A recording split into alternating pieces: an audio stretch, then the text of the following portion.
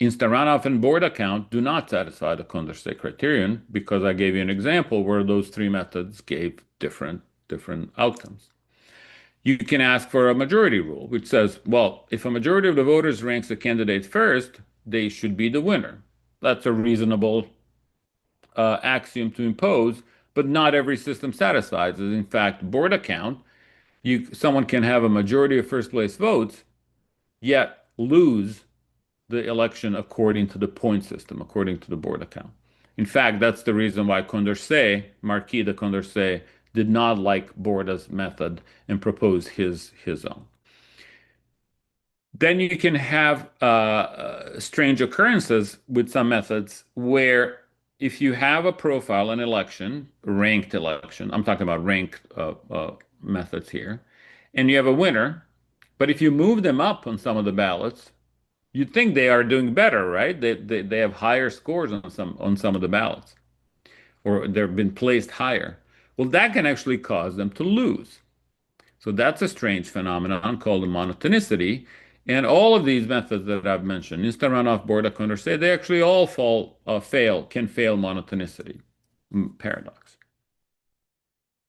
Then there's something called the Pareto criterion. If everyone ranks A higher than B, then B shouldn't be the winner. That sort of makes sense, right? Look, everybody prefers A to B. How could B win, right? But methods fail this as well. And this is the independence of relevant alternatives, the thing I mentioned with the figure skating example. If you do something away from a candidate to the like you flip to two candidates on your ballot, or you move them up or down, but that doesn't affect the position of a third candidate in relation to those two. That shouldn't affect this candidate who which hasn't been involved in the modification of the ballots. So all three of these methods I mentioned failed that. Spoiler effect is actually a special case of this bigger thing. Okay, so you can list all these properties, desirable properties that you want your voting system to have, and then you can ask, well, is there a system that satisfies all of them, right? And this is the famous theorem by Kenneth Arrow from 1954, which says the only ranked voting method that can actually satisfy Pareto criterion and independence of relevant alternatives is, there's one, but you're not going to like it, is dictatorship. Okay. Now, dictatorship has a specific meaning in social choice theory. That's a method where one voter decides the election. Whoever they put as their top choice wins the election, regardless of how everybody else voted. So that's the technical definition of dictatorship. And then there's other results along those lines. For example, that dictatorship is actually the only ranked voting method that is not manipulable or susceptible to strategic voting. So voters and candidates can be incentivized to vote strategically, to rank candidates strategically in order to achieve a certain outcome or help their own preference. So this was a big deal, this big theorem in social choice theory. Everybody got worried about it, and there were headlines saying like, "Oh, democracy is impossible" and all that. But over the subsequent 70 years, the research shifted after this theorem to sort of studying the methods we have and sort of trying to understand how often, how frequently, under what conditions do ranked voting methods fail these criteria? Because we now know they can't satisfy, there's no method that'll satisfy them all. So how badly do they fail and how frequently in failing like Pareto or IA or majority criterion or other things? So there has been quite a revolution in the study of these ranked choice methods in the last 10, 15 years. And that is because we have brought in a lot of computing power into this question of which method is kind of the best or the least bad, right? Because Arrow says everybody's going to be bad somehow. And we have some wonderful new results. And I'll tell you about it in a second. I just want to say that these anomalies, these weirdnesses, like failures of properties, do happen in ranked choice elections. We had an election in 2022 in Alaska where we had three candidates. Mary Peltola was the Democrat, and then there were these two Republicans, Sarah Palin and Nick Begich. You might remember Sarah Palin. She ran as vice president with John McCain a while ago. But you see, here's how the election went. I won't go through this. I just want to say that this was a very strange election. So Mary Peltola won the instant runoff. So all the ranked choice elections in the U.S. they're run according to instant runoff, right? That's the most popular method. But my point is, the question remains: like, is it better than Borda? Is it better than Condorcet?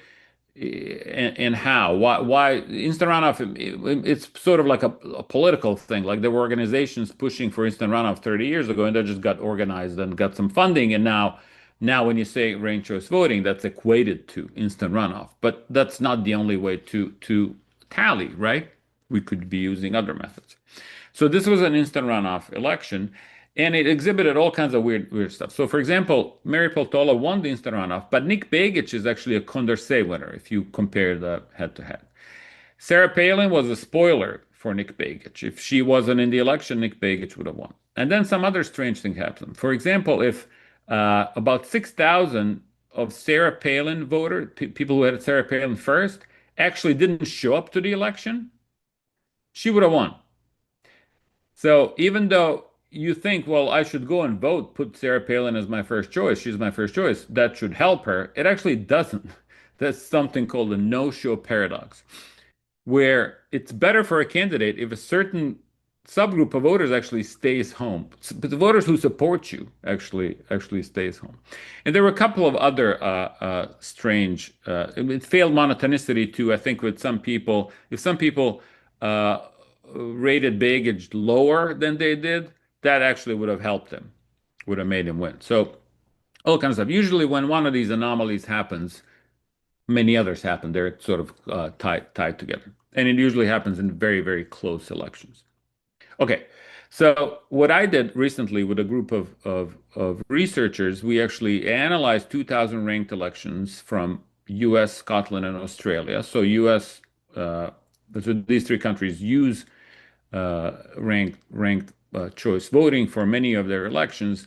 So we gathered a database of actual elections and analyzed them. And we also generated and analyzed about 60 million synthetic elections. We wrote code that would generate elections and we'd study all kinds of properties on them. And it turns out instant runoff and Condorcet are the best according to many criteria that you might test these methods against. They almost always agree. So there really is no. So the point here is that the Alaska election, even though it was weird, it's very rare. Only about 1 in 2,000 elections or 1 in 1,000 elections might exhibit these anomalies. So they will produce the same, basically the same winner all the time, and this strange behavior is extremely rare for both of them. So if you were to implement a better voting method, it looks like, according to our research, that you should do instant runoff or Condorcet. And others who work with me on this stuff, we have gotten behind, or sort of we advocate for instant runoff, and that's essentially because instant runoff, at least in the U.S., already has traction. It is already used, something like some number, I forget, like 10 million people already use it in local or state elections. It's familiar. When you say ranked choice voting to people in the street who know it, that like I said earlier, that's really equivalent to instant runoff. That those have become synonymous. So since instant runoff is already ahead of the game, I think that's what we should be supporting, and that's what we should be using. We, meaning the entire world, for our single winner elections. And that's all I have to say about. Oh, I was just looking up your system. I'm looking just at how much time I have here, but yeah, you use some combination of plurality in your single winner elections, and then you have this proportional representation method, which I like don't method. The the closed party list is not great. It would be better if it was open. You have these seats for indigenous constituencies, although there's a huge discrepancy. I mean, this is I'm just saying this from like briefly researching your electoral system. Uh, and there's a discrepancy between the seats for the indigenous people versus their population. And I don't really know much about history or politics uh, of Bolivia. So this is just very like superficial level, just the math of your elections. But you do use plurality, which I would say is not ideal. Now, I was given 40 minutes for this presentation, and I'm pretty much all out of time. I'm going to skip the districting and gerrymandering portion of the talk.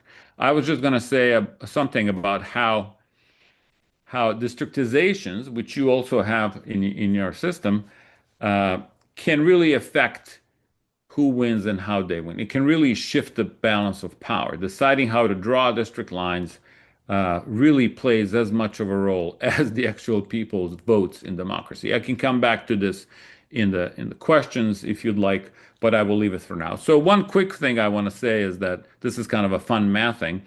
So how do you decide how big your legislature should be? So there's this terrible thing in the US where so this is the graph of how the US House of Representatives, how the number of representatives has grown over time. And what you see is that around 1919, it flattens out. It actually stops at 435. So for the last 100 years, we have had 435 representatives in the US Congress. And it is just mind-boggling that this happened. It happened in 1929, what was officially, enacted into law, that House was going to be capped at 435. And this was just politics of the moment. There were immigrants coming into the US, they were settling in urban areas, they were voting Democratic, and Republicans who controlled the legislature were worried that they would lose seats relative to this growing number of Democrats. So if new seats were added to the House, they worried that most of them would go to Democratic representatives. So they stopped the growth of the House, basically. And that's why it's been stuck at 435. Meanwhile, the population of the US has more than tripled since that time. So what you have now in the US is that each representative in the US represents 760,000 people, which is really mind-boggling. It's ridiculous. There's no way that a representative can speak for that many people. How can you understand like what your constituency needs if there's so many of them? Okay.